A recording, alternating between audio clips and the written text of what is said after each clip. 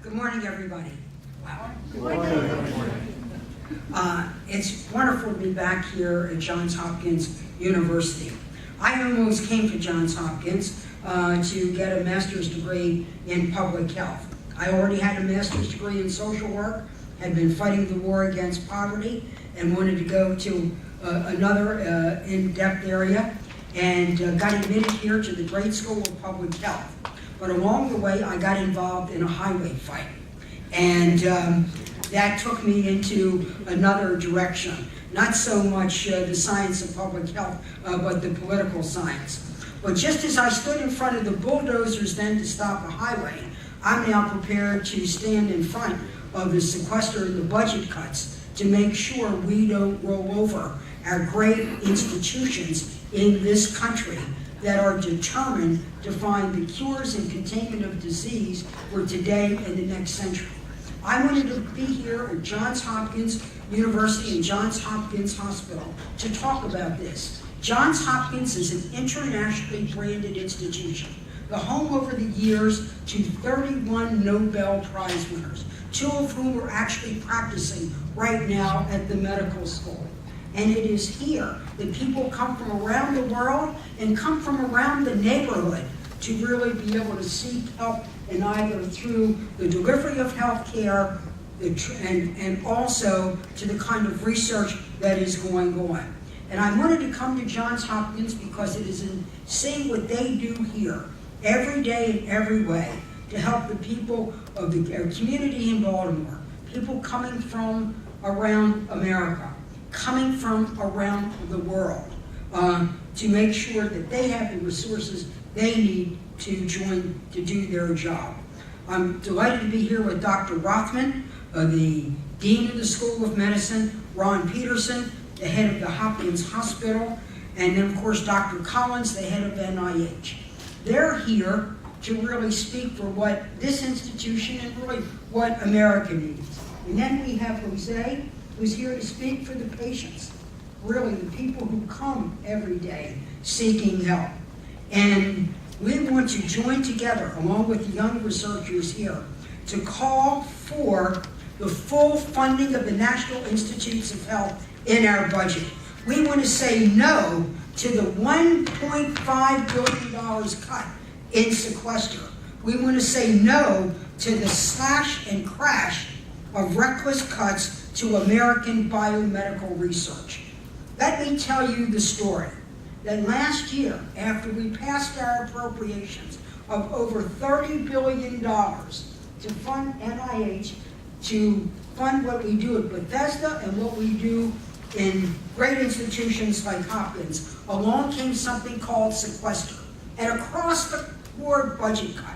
On the very day that Dr. Collins and the people at NIH announced that we had reduced cancer rates in our country by 15%, instead of pinning medals on our researchers and funding our future researchers, we announced budget cuts that would cut $1 billion, cut right into the heart of biomedical research, cut right into the heart of grants that are going out, and also into the promising young people of the future.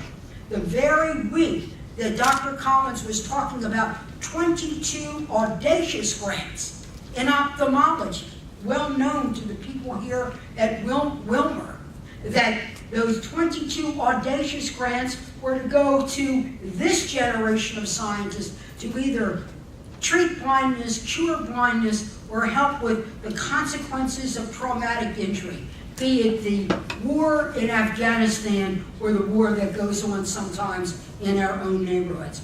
And what were we doing? We were trying to reduce our public debt. Well, I'm going to reduce more than our public debt. Sure, I'm going to reduce our public debt, but I'm going to be able to reduce other things. I'm going to be able to reduce the rates of Alzheimer's. I'm going to be able to reduce autism in our country, growing epidemics that have a great impact on our family budgets. You talk to anybody in a family with autism or with Alzheimer's, you know the crushing debt that they have to take care of their family. But also the impact that this has on Medicaid. Alzheimer's has a tremendous impact on Medicaid. Remember, Medicaid is a government program in which 80% of the beneficiaries are children. But 80% of the money goes to older people who have some form of cognitive impairment, whether it's Alzheimer's, the consequences of Parkinson's, Lou Gehrig's disease, and so on. If we could find either the cure or the containment of Alzheimer's, we could cut in half our Medicaid budget. So if you want to save money in Medicaid, don't increase the eligibility requirements, increase biomedical research, and let the talent, genius people in our country be able to do their job. This Thursday, we will be marking up the funding for NIH. And I'm going to say to the talented people here, to Jose and other patients that face other problems, you need a government on your side. To the young researchers, you need a government that says, we've recruited you in science and technology, and we're willing to put money in the federal checkbook so you can do something with your life to save the lives of others. And to the people who run a great enterprise like Hopkins, to be able to have the ability to count on what their government is going to do. If you get a grant, you get to keep it. So I want to cancel Sequester. I want to work with President Obama and the other party to cancel Sequester. Those across-the-board cuts, and we can do it. For this year alone, we have to find $100 million. I can tell you, through strategic cuts and eliminating some tax break earmarks, we could do it. It could give us the bargain for this year to take us on to that. And we need to be able to invest. And I will tell you this. Last year, we funded NIH at about $30 billion. After Sequester, it was down to about 28.5. The impact on this institution was it lost $70 million at the medical enterprise here, about $38 million in NIH. Those are numbers. They don't tell the story. What the real story is, the young people out here who want to devote their life to dealing with the issues of oncology. What's one of the dreadest words that a family can get? That the C word is now there. Whether it's breast cancer, brain cancer, pancreatic cancer, whatever it is, it's cancer. And we know that there are opportunities where we're doing incredible breakthroughs. This is the breakthrough generation. They're a new generation. This is they can do the breakthrough. They will be the ones we count on. So I want to go back, and on Thursday, I pledge to you, I want to increase the funding for NIH by $1 billion. I'm going to take what we did last year at $30 billion, increase it $1 billion so that we could get the $31 billion, and that at the same time that we can cancel Sequester. So when you apply for a grant and you get it, you know you get to keep it.